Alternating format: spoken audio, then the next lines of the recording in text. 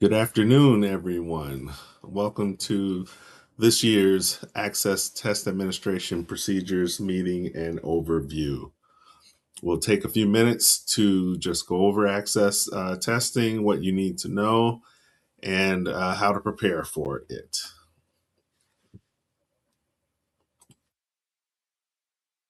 So, we'll talk about what is access, who participates, when is testing, what do I need to do as the coordinator or as the test administrator.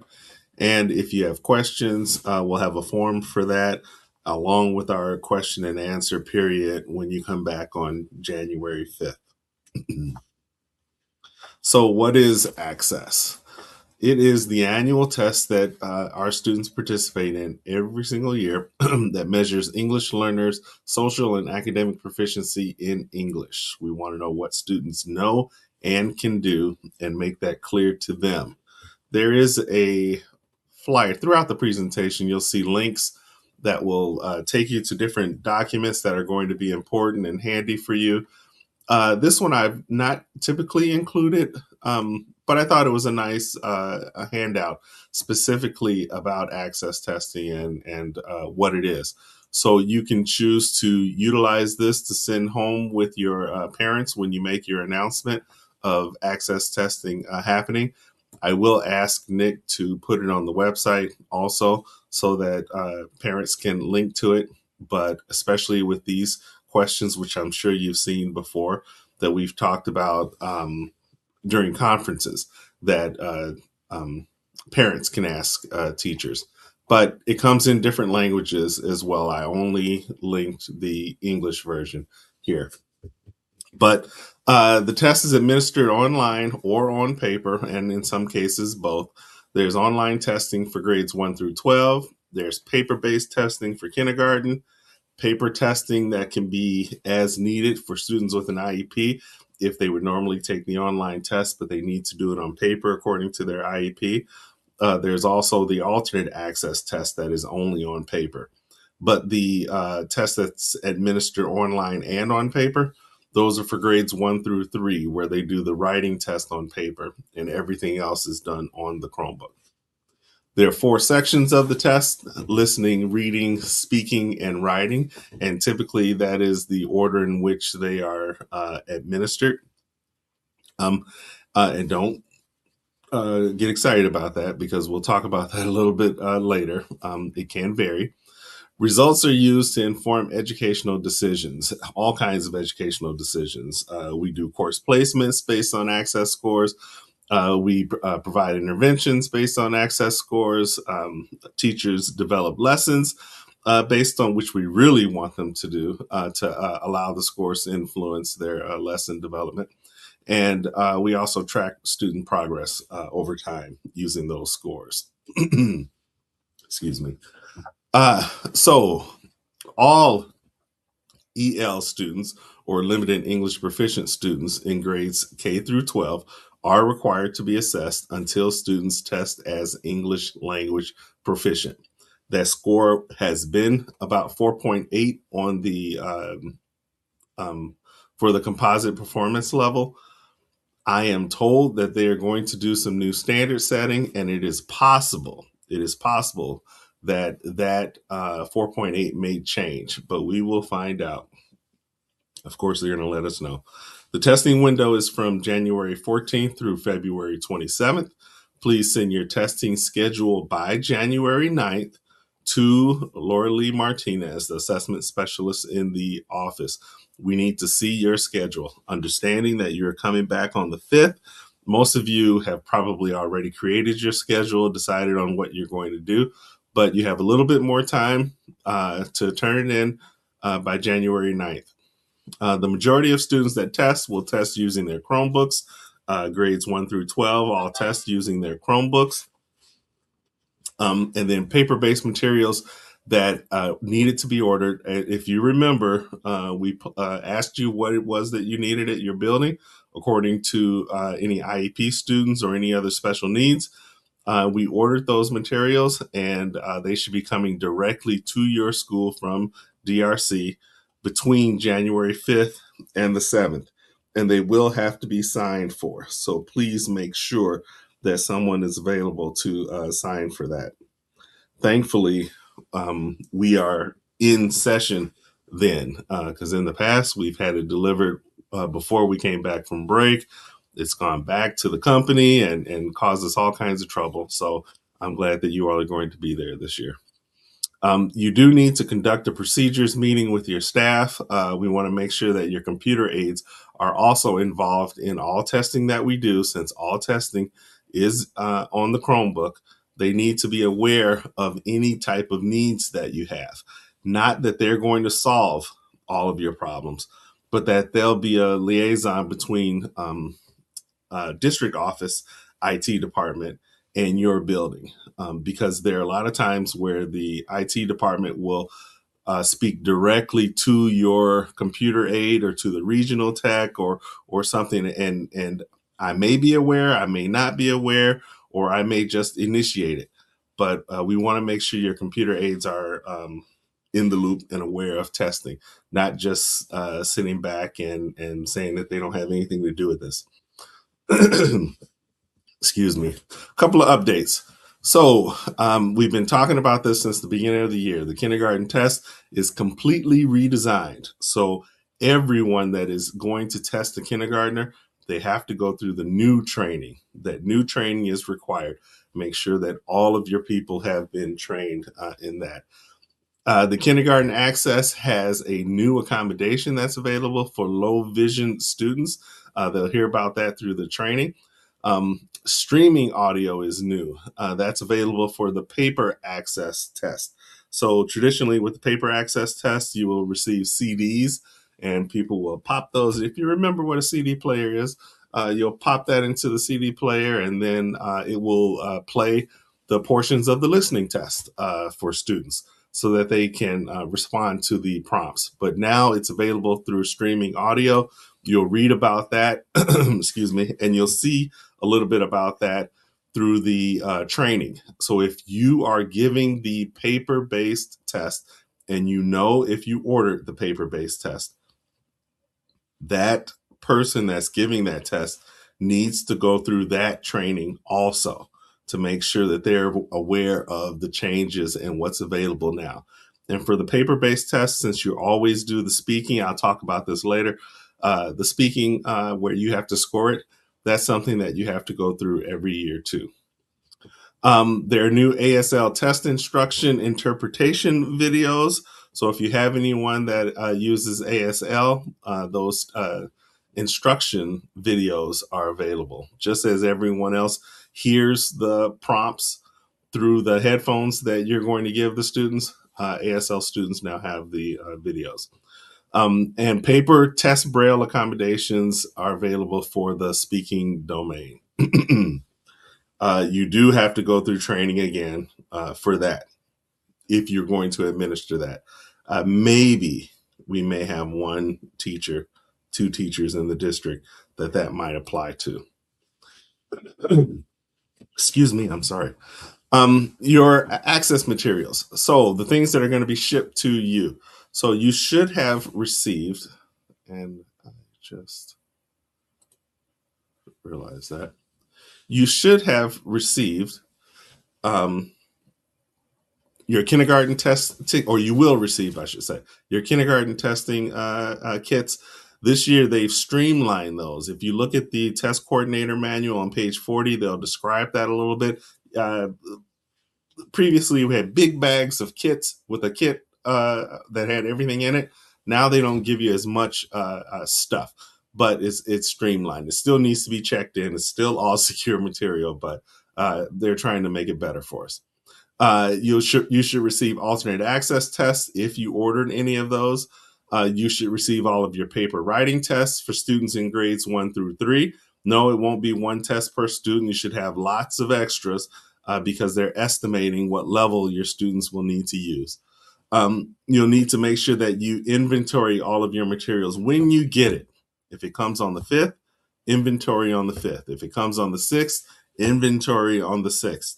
Please take the time to go through, check all your barcodes, make sure everything is there. If there's something that's not there, or they sent 5 booklets, but the barcodes say 8, 9, and 10. And on your security sheet, it says you should have barcodes 1, 2, and 3. That's a discrepancy. We want to hear about that so that we can talk to DRC. We do not want them telling us that you did not return a certain booklet that they sent to you. We can't find that out at the very end of testing. We need to know that at the beginning. You're going to have to store everything in a locked, limited access area. Email us if additional materials are going to be needed.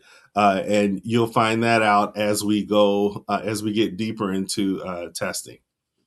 Your WIDA AMS login access. You want to make sure that you have access. I believe Laura Lee has already gone through to try to make sure that all the principals and the APs have access. But if you do not have access, email her now. You can email her over the break and she will get it when she comes back. It's a quick, easy thing to make sure that you have access. Your role as the testing coordinator. Ensure all test security is kept throughout the entire testing window. All your people need to be aware of that phrase, test security, and how important it is and how secure we want to keep this test. You are responsible for making sure that you go through all the test coordinator training. Yes, in your building, you may have alternate access students. You will have kindergarten students if you are in elementary. You will have maybe a test, a student with an IEP that has to take the access test on paper instead of on the computer. That's 3 different assessments with 3 different trainings. Now, as the test coordinator, you're responsible for all of those pieces, but more importantly, you need to make sure that you have done the online test training, and if you have those 3, at least one of the other trainings, so that you are aware of what is happening, and then over time you can complete the last training, because that's the training, that is the assessment that is happening at your building. I hope that makes sense. If I have 3 different assessments happening in my building, I want the main one, the online one that everyone is doing, because I have to be aware of all of that. And then I want the secondary one to go through that training. And then over time, I can do the last one.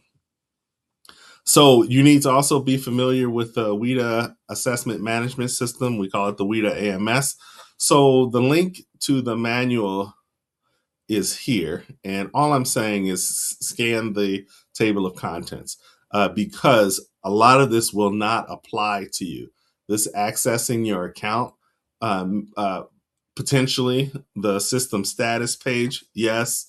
But really down here, you will need to know, where is it? Anything about test management, the monitoring of the test, perhaps with the way that they have it listed. Screener, no, you don't have to know about this. This is the new paper audio that is able to be streamed. So if you have paper-based and you're going to try to stream it versus using the CDs will come this year still, but you want to try to stream, you want to make sure you read through this so that you know how to do that. And then operational reports are going to be listed down here. There are only a couple of things that are in the manual for you. You'll, of course, manage your own profile. The test administrators do not need access to WIDA AMS. You'll organize and distribute your testing materials. Students will need a unique testing ticket for each domain test. Those testing tickets are secure. And then do coordinate and schedule your test sessions for the school. You're responsible for that. Send that to us by January 9th. In addition to your schedule, you'll need to coordinate and assign Access certified staff to administer the test. In some schools, they have maybe half of the staff certified that participates and helps, not just EL staff, but all staff. So they'll have half of their staff get certified so that they can help. Some schools will have everyone in the building get certified so that they are available to help. I am in favor of that view of having everyone certified so that everyone is available to help, because not that everyone can help on that day, unless you're the high school where only students that are taking the test are coming to school, because you have other kids that are not taking the test. So of course, not everyone can participate, but everyone should be keenly aware of what's happening, how important it is, and that because they are a staff member for that school community, they could be called upon to administer that test to students in that school. So everyone should be certified with that. In addition to any test administrators, anybody else that's helping with proctoring or monitoring the test, that means that if they're the secondary person in the room, they should also take that training course. They should not be in the room not understanding what's happening. They need to go ahead and take that training course as well. So you can still check the Tableau Viz and it will tell you who's certified and who's not. You need to be available to answer questions. And of course, always give us a call. We're used to the phone ringing off the hook during testing windows where people ask questions. And then as the testing uh, um, window gets further in, people have fewer questions. And then you're responsible for any troubleshooting and accounting for and returning materials to DRC after the test administration. This says, yes, you are responsible for troubleshooting and answering questions, but please don't interpret that as you need to come up with answers on your own. You need to make something up. You cannot call us. Call us. It doesn't matter how small the question is. Call us. We are here to help and support. Continue on with test security. You need to ensure that the online test content does not remain open or unattended on screens before or after testing. It shouldn't start the test, have people walk away to where other people can see their testing screen, either before or after testing. You want to ensure that any paper contents are secure and are treated as secure test materials.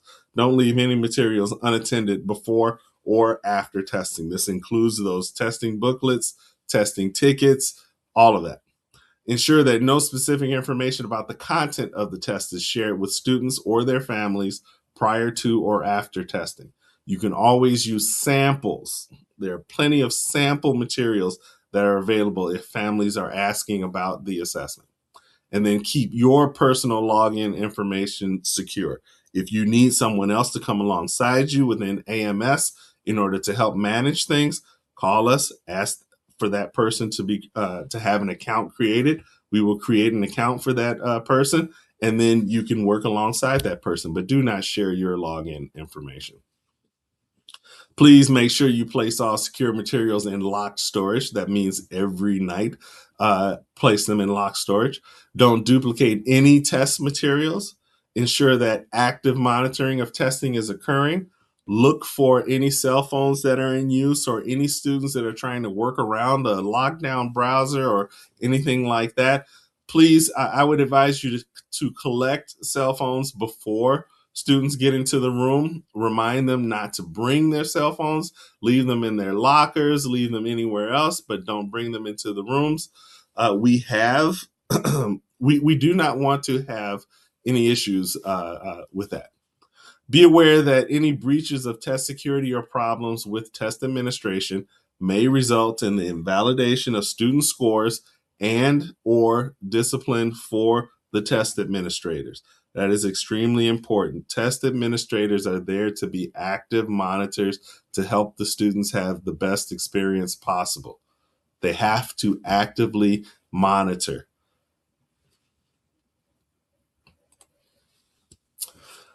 What type of equipment are we going to need? Students will need student testing tickets. Your test coordinator is going to, the testing coordinator is going to arrange for all of this. So you'll have a packet of these things for each test administrator. So they're student testing tickets, likely paper clipped together in an envelope. The students will need their charged Chromebook. You will need to provide headphones for every student because the directions are electronic. So the directions will be read to the students through the headphones. So you need to make sure that you have that. For some part of the other assessments, speaking is different. They'll need a headset with a microphone so that they can do the speaking test.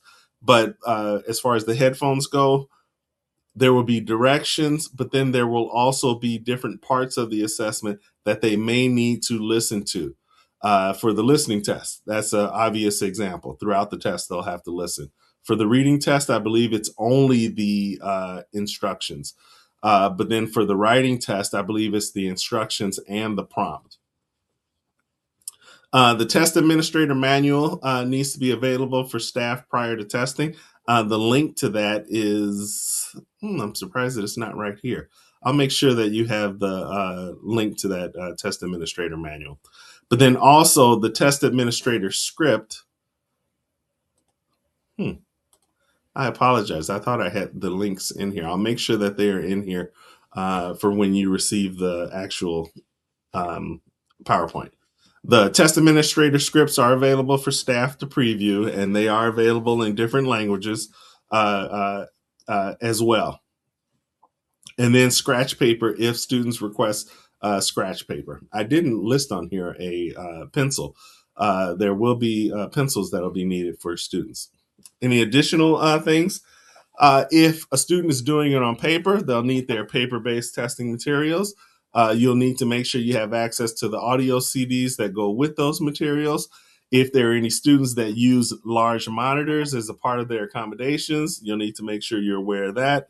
Any other accessibility programs, specifically for the Chromebook, you want to make sure that you're in contact with Mr. Ben.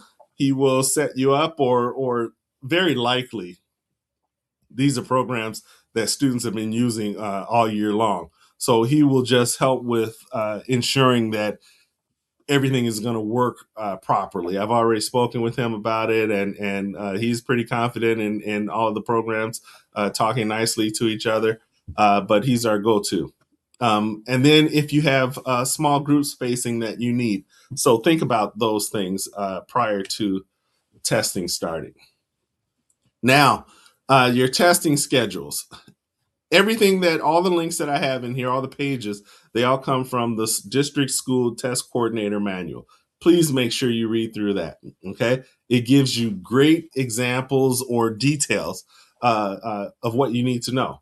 So for your scheduling, here are a couple of sample schedules that are listed that are linked to. So for example, this is a small school with 4 ELs, one at each grade, that are testing in grades 3, 5, 7, and 10. This is just an example of how they have arranged their schedule. So on Monday, they're doing listening, and grade levels can test together since they are listening to the instructions and everything together. You may think about whether it's intimidating for a third grader to be in the room with a 10th grader, which you will never have to do, or maybe a third grader with a fifth grader being in the room. You have to think about those things. But it's possible, and we'll talk about this later, that you can have mixed grade levels testing together. But the point is, Monday, they're doing listening. Tuesday, they're doing reading, and so on and so forth. Another example, a large middle school with 3 people giving the test. And then so on listening, the 3 people are scheduled here, periods 2 and period 3. Here's the room where they're scheduled. Here's who's giving the test. And in the WIDA AMS system, they labeled the different, they put all of Miss Plath's students in a group and labeled it as Plath listening. All of Mr. Hugo's students in a group labeled it as Hugo listening. When you log in, everyone will be in a generic 6th through 8th grade cluster. So you don't have to rearrange them because the teachers are not going to log in. The suggestion is that teachers don't log in. You're just going to print all of the testing tickets for listening, and then you're going to sort them like cards according to the groupings that you want them to be in. So you won't have to do it on the computer. You'll just do it on paper. But here's just another example. Monday is listening, Tuesday is reading, and then they're going to do some speaking on Wednesday and then go back to writing on Thursday. So that's an option. And then with makeups following that. Here's another one for an elementary school.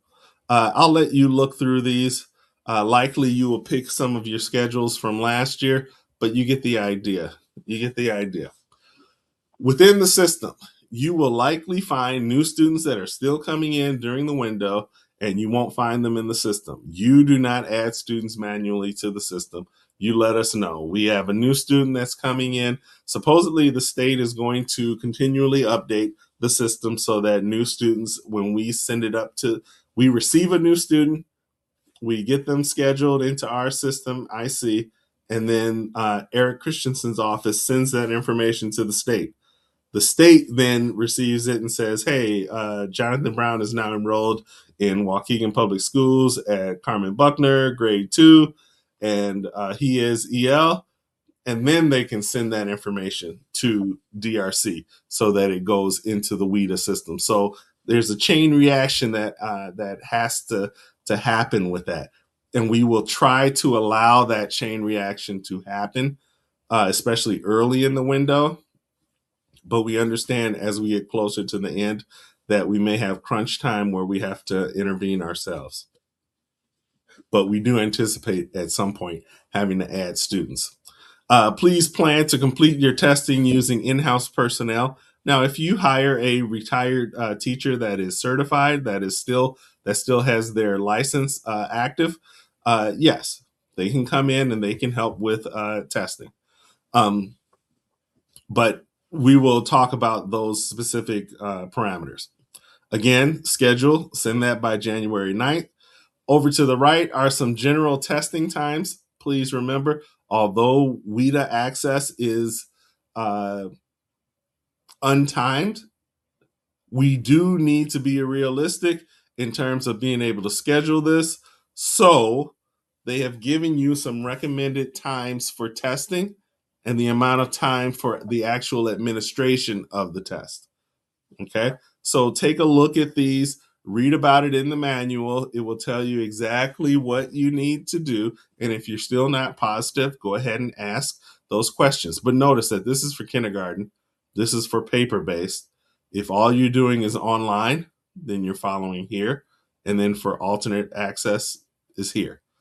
Recommended sequence: listening first, then the reading test, then your speaking or your writing. And you may do one group with speaking, one group with writing, and then flip those groups where the next group does speaking and the next group does writing. Or you may do speaking throughout while everyone is doing writing at the same time. You have options. So students taking the same domain, like listening, reading, or writing, can test together. The mixing of students across grade clusters and tiers is acceptable. Those that are doing the writing test on the computer and those that are doing the writing test by hand, they can test together, but there are some exceptions that are going to be on the next slide after this. Keep the number of students in a session to a comfortably managed amount where they can actively monitor and ensure that they can answer the questions of students and keep everyone moving. If you're going to be sharing equipment, make sure you shut it down and then restart it just to make sure that the student doesn't have access to the previous student's information. Test in smaller numbers for the speaking test, and you will see this throughout the manual. We want to make sure background noise is kept to a minimum so that it doesn't interfere with students, and you have to be available in case a student needs assistance. And sometimes they don't know that they need assistance. You have to pay attention to that, watch their screens, watch their body language to make sure that the student is really on task. So we're talking about 3 to 5 students or so per proctor. So expect these small numbers to mean that you're going to stretch testing out for speaking, for the speaking test. That's why you want to tackle listening and reading very quickly. with everyone, and then you might tackle the writing, and then you have your speaking that you save for last, and you spend the next 3 weeks cleaning up the speaking.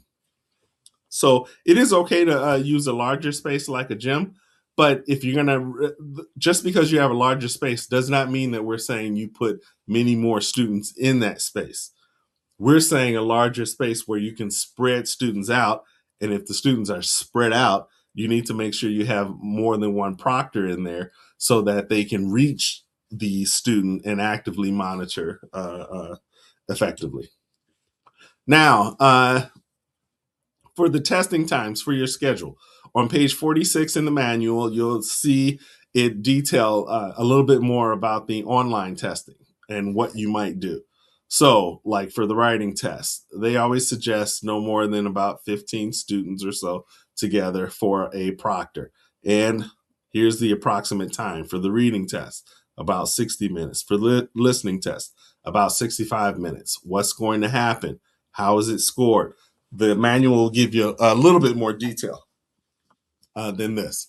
For paper-based testing, it's on page 42. For Kinder testing, page 40. Alternate access, page 52. And then for that special scheduling, those exceptions for the speaking and the writing. So who can administer, who can test together? I already mentioned this, same domain, different grade level clusters and tiers. Here's an example of that. But the exception, speaking pre-tier A, must be tested separately. Those students must be tested separately and individually. Writing domain, we already said those who keyboard and handwrite can test together. But for writing first grade and grades 2 through 3, those cannot be combined with the writing test sessions for these grades. So they have to be tested separately. And then it must be separated into test sessions by both grade level cluster and tier. So first grade tier A separated from first grade tiers B and C. Second and third grade tier A separate from second grade and third grade tier BC. All right. You will see this in the manual. So now that everybody understands a little bit more about what that might look like, and everyone wants to jump in and participate in access testing now, who can actually do it? This is straight from ISBE. If you click this link, it'll take you to the page where this is written. Access for ELs, the secure state-approved annual assessment for English language proficiency, the WIDA screener, and various pre-K screeners are to be administered by licensed instructional personnel, that is, teachers with a professional educator license, as well as teachers holding an educator license with stipulations, as in TBE, or licensed non-instructional personnel such as coordinators, program directors, school psychologists, speech and language therapists, assistant principals, assistant superintendents, and superintendents who have completed the required training and meet certification requirements for the instrument to be administered. So they have to go through the WIDA training online. Additional flexibility may be granted to school districts whose unusual circumstances warrant the need to secure additional staff to support their efforts to assess English learners. In such cases, they may contract licensed personnel who have been trained and certified to administer Access for ELs, WIDA screener, or various pre-K screeners. So this is what I meant by a former teacher, former principal, and so on that comes back to help you do access testing. Who cannot administer access? Licensed individuals who have not been trained or certified for access, and individuals who only hold a substitute teaching license. They can't administer it, as well as paraprofessionals who only hold paraprofessionals credentials cannot administer access. Who can administer alternate access? The same people that can administer the standard access. But it is recommended that a person that's known by the student administers the alternate access to them. A lot of times the students that, not a lot of times, for sure, The students that take the DLM, if they are also EL, they will take the alternate access. So you may have the same teacher that does that, and the same rules would apply for DLM. You want someone that knows the student, that is comfortable with how the student communicates, understanding the student, and so on. And then that person must also pass the alternate access certification test, which was redone, I believe, a year or two ago. Um, at the end of this exit ticket, I'm going to ask everyone to please fill that out. You want to make sure that you click on that and fill that out, because it will verify. It is our verification that you did see this presentation and that you are aware of what you need to do for access testing. All right, let's talk about our test administrators. Our test administrators. So you want to make sure you give the test administrators the access testing manual early so they can pre-read it and become familiar with what is expected. It's not the same thing as the administration script. The test administrator should keep testing materials with them and away from doors, windows, students before and after testing. Okay. We have had issues in the past where a test administrator will misplace something, and we do not want that to happen. So we want uh, uh, folks to sign these pieces in and out. The testing manual is not secure, but the administration scripts, those are secure. So we want to make sure that we are able to sign those in and out. Provide your sharpened pencils for the writing test for grades 1 through 3. And if you really should not have older students trying to write down their like a pre-draft of their writing test. The test is meant to be a first draft, and they don't grade it with that in mind, thinking that it's polished. So in order to make sure that your students have enough time, uh, don't encourage them to try to write something out as in a draft of what they want to write and then type it into the computer. We don't want them to waste their time. It's different, I guess, if they're going to do a short outline, if that's one of the techniques that you've used to teach kids. Test administrators need to sign out all testing materials and verify package contents. I'm jumping ahead of myself. They need to verify that if you gave them 25 testing tickets, that they actually have 25 testing tickets and that they're giving them back to you. If you gave them 12 books, that they give those 12 books back to you, and it's the proper serial numbers. Everyone will receive pre-ID labels in their boxes, including middle school and high school, even though you are not really testing anyone on paper. Very few people will be testing on paper, but they will still send those. Don't worry about them. If you don't need them, you can go ahead and shred them at the end of the window. But for elementary school, actually, this goes for anyone that has testing booklets that need to be given to students. Do not give students a booklet without having their proper label on that booklet. Don't wait until the end to put those labels on, but also verify that the student actually is there enrolled before you put that label on. For every applicable student, there must be an assigned test booklet with booklet number recorded on the master roster to be turned in upon completion of testing. We should be able to find out that if book 357 is missing, 357 was assigned to Jonathan Brown in 4th grade in Mrs. Green's class. Okay, we should be able to know that based on your master roster. You can either use the EL department has sent another list of all the students that are expected to take the access test. You can use that list and then just write your booklet numbers on it, or you can use your security checklist that will come in your package that will have all of your serial numbers on it, and you can just write the student name next to it. Your choice. You've got a lot of choices here. You want to return your testing materials to the school designated location and keep under lock and key every night. Do not allow teachers to administer the test in poor locations, such as hallways, lunchrooms, or closets. Please choose the best testing location.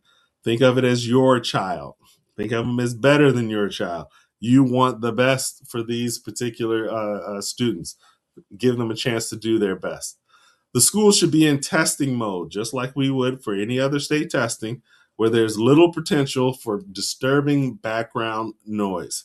Now, if we shouldn't have any issues with lawnmowers or anything like that outside the windows, but talk with your custodians just in case we have some snow and they're gonna snow blow or any other kind of noise or something that might be out there, because believe it or not, uh, not everyone has high tolerances for uh, different levels of background noise.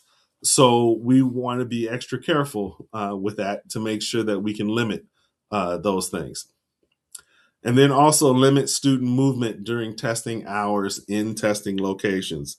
If you know that everyone in the third grade wing is testing and you have to move to another section of the building, see if you can go around the third grade wing, see if you can go up and down, see if you can go whatever you need to do, tiptoe.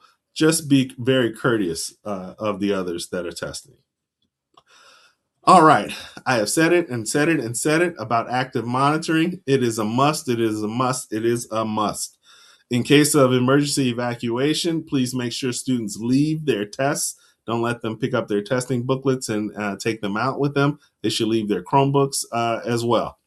Keep any food or drink away from the testing materials. They don't want stained materials sent back to them. No need to cover any posters on the wall unless you believe the posters will aid students. Be honest about that, please. Be honest about that. Administration basics. Test tickets are secure materials. When you go through your training module, in module 4, it will talk about testing tickets. It'll talk about a lot of this stuff, but it'll talk about testing tickets and your rosters. This is a picture of what it looks like. These are 4 different testing tickets for, 4 different domains. You see listening, writing, reading, and speaking. Okay. You will need to print those, cut them up, and sort them out like cards. Student pre-ID labels that I mentioned before, pages 22 to 26 in the manual.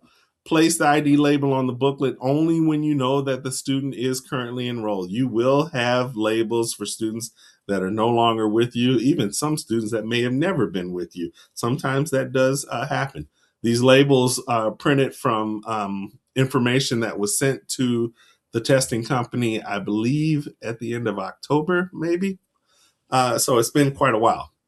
Don't use an incorrect label if the information on the label is incorrect, but pages 22 to 26 will talk about that. Again, follow the instructions for students with no label found on pages 22 to 26. If you receive an ID label for a student that doesn't belong to you, and you know that we're talking about Larry Sanders, his label, he used to be with us, but now he's moved from school A to school C. You know that he's over there. So you can send that label back to us and then we can get it over to school C. That's perfectly fine. That's perfectly fine. We have a new Insight logo. So previously, you see the old logo there. When you go down to the apps drawer on your Chromebooks, you should see the new Insight logo. I forgot what they said about it, but something about needing to make it more easily understood by folks that are using this. So that's the new Insight logo to look for.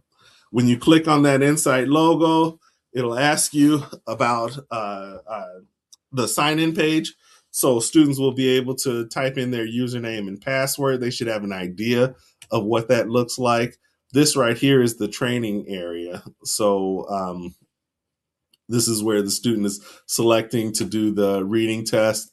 It'll pop up on the screen where, is this you? Is this information correct? Let's go ahead and verify that, and then go ahead and click continue. This is an example of the students that are taking the speaking test. They do need to do a microphone check. When they do that microphone check, they want to make sure that the student's microphone is working, because the speaking test, they need to be able to record that. So you especially will have to walk around to do that. There will be a chance for the students to practice prior to actually starting the test. And when I say practice, I'm talking about a practice. You will have a practice session, which we'll talk about, but then also a practice item prior to them starting the actual test. So if today I was going to do the test right before I hit it, you know how some assessments have sample items, one or two for you to try. Okay, for the writing test, starting on page 73 in the manual. Of course, there are two different tiers for the writing test, tier A and tier BC. On the right side is what you'll see for grades 1 through 3, how it is divided up. So you'll have 3 parts for each of them, and this you will be able to see in the trainings also for certification. So it'll talk about this, but there are 3 different parts for it, and there are check-ins that you will have to follow using the script. So make sure you follow the script with those check-in procedures. This is not meant to be an all-day long test. It is a draft, what they are writing. It is a draft. Our students should be practicing all year long their writing, to where, oh, you want me to write about this now? I'll go ahead and do that, because I've done it 45 times already this year, to varying degrees of length for my class. It's a staple. It's a regular thing that we do. So for me to do it here on the test, I can go ahead and do that. Now, for your paper-based option, grades 1 through 3, you want to make sure that you're using the correct set of test directions for each group of students. Remember, they have to be tested separately. So read the correct instructions for those students. Always refer to the writing tier report that your test coordinator will print. They'll print it out and they'll let you know that these are the students that all take tier A. These are the students that all take tier BC. And it may not be the students that the teacher thinks would normally take BC or normally take A. A lot of times they're right with it, but it may not work out that way. So you have to make sure that you give them that writing report, and that you assign the pre-ID label to the correct booklet, which is what is written right here. Okay. Now, the speaking test on page 77. There are 3 different tiers for the speaking test: pre-tier A, or tier pre-A, tier A, and tiers B and C. So again, we're talking about 3 to 5 students that are going to be participating in the test at one time. And then if you have any pre-tier A, those are the very, very beginning level of speaking. Those are students that are going to be tested individually. Seat each student about 4 to 6 feet apart. The correct tier is automatically going to be loaded for the student. You can still pull a report, but it doesn't matter, because it will be automatic for the student. And then you have to walk around the room again, actively monitoring, making sure that things are working correctly. It's a sample error message there on your screen. If you are giving the test on paper, so this is a first grade on up student, and you're giving the test on paper. Could be alternate access, could be the kindergarten test as well. But specifically, this screen is about the speaking test. So test administrators who will administer the speaking test on paper must refresh their training for that assessment, which you can do separately. So you've already been certified. If I've already been certified to give the paper test, period, the listening, reading, speaking, writing, I've done that last year. I was certified for it last year. This year, what I need to do is just recertify for the speaking test. I need to refresh my training in that area. And because they've introduced, this is an aside, because they've introduced the streaming portion of the listening test, I would go through that as well. But the point is, since I am giving the speaking test and I'm scoring it, I'm going to put my IEIN on the back of their booklet, okay, under the state defined optional data. So because I'm the one scoring it, I put my IEIN number. If I'm the kindergarten teacher giving the test, I put my IEIN. If I'm the alternate access person doing the test, I put my IEIN number on it. Additional information for the kindergarten folks with their streamlining.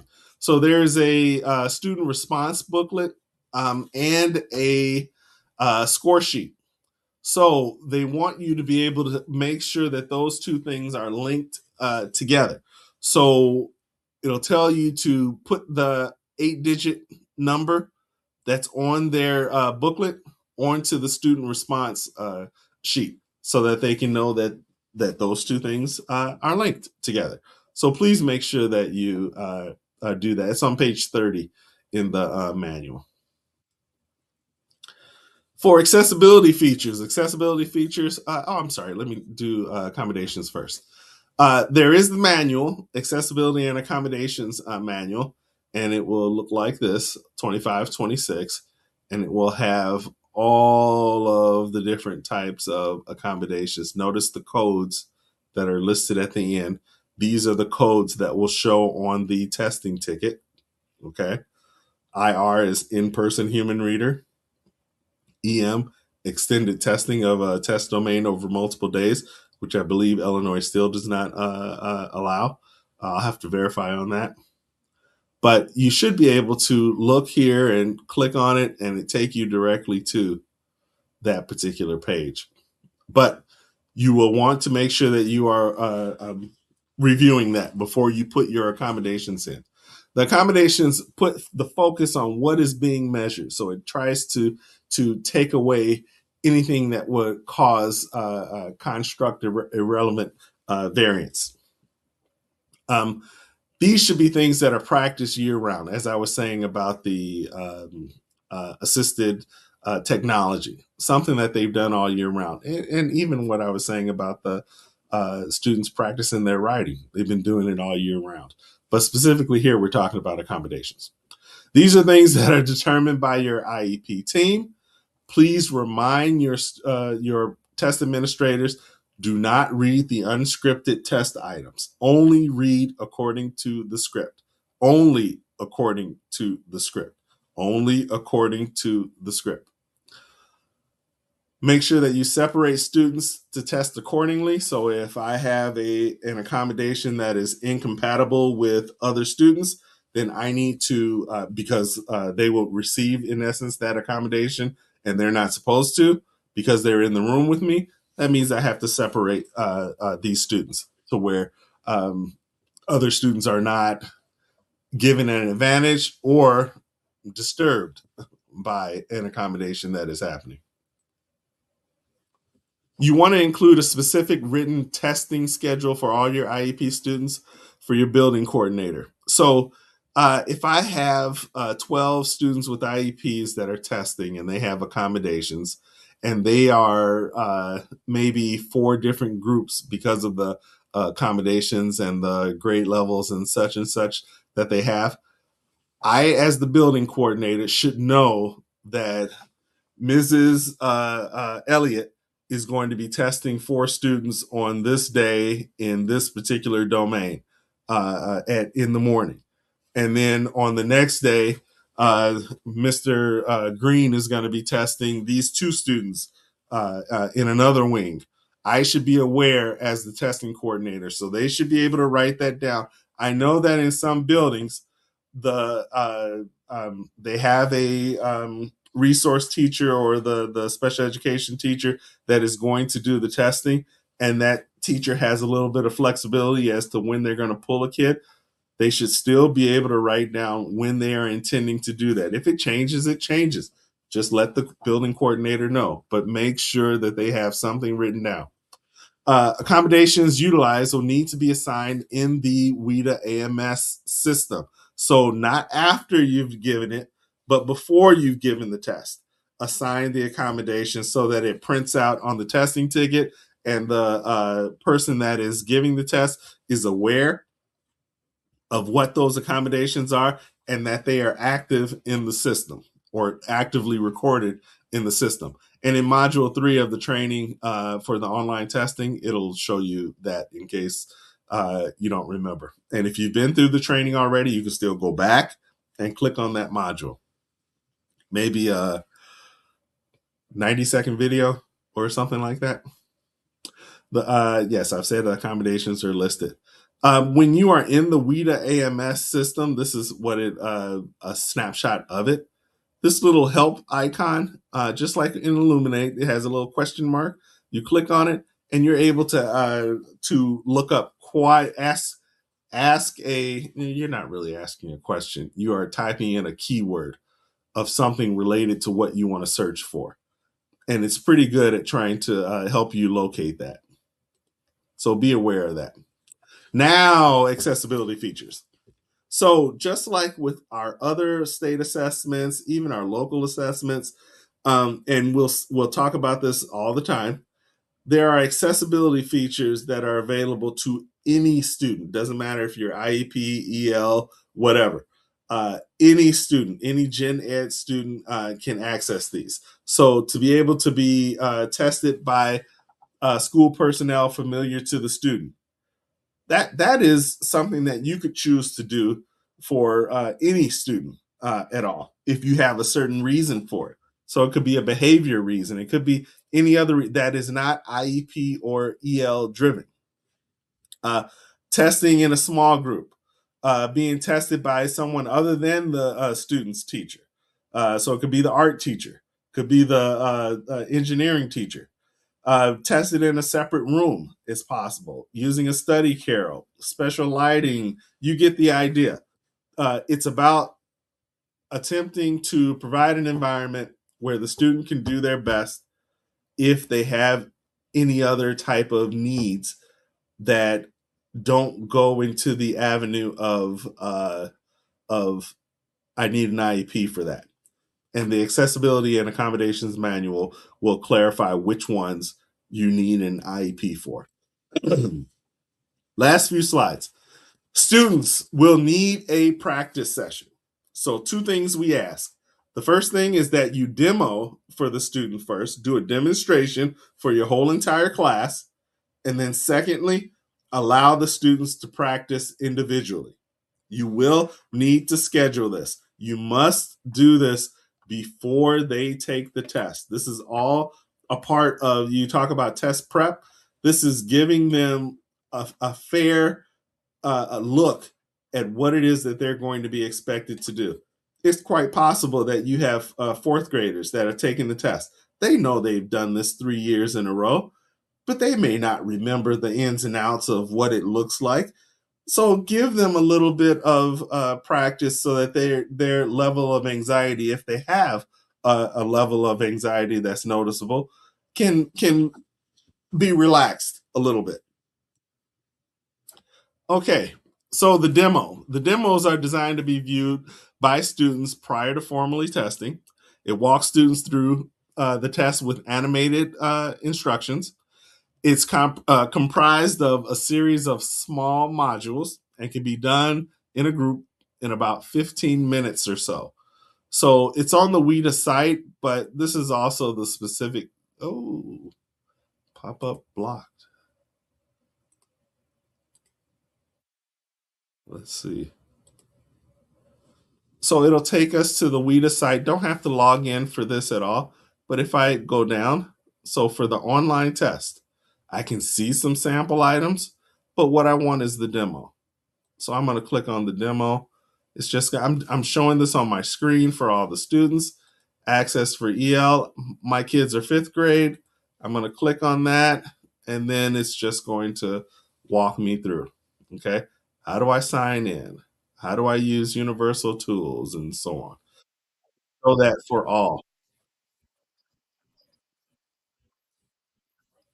just watch and listen. You probably can't hear that, which is fine. Uh, but you get the idea.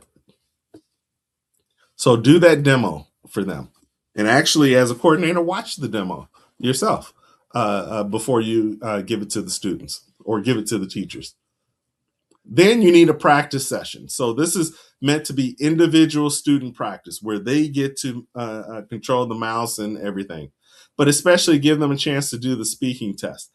I know that in our curriculum now for ESL students and probably some other places in other curricula, there are actual opportunities for them to do speaking tasks where they get a chance to record themselves and practice this.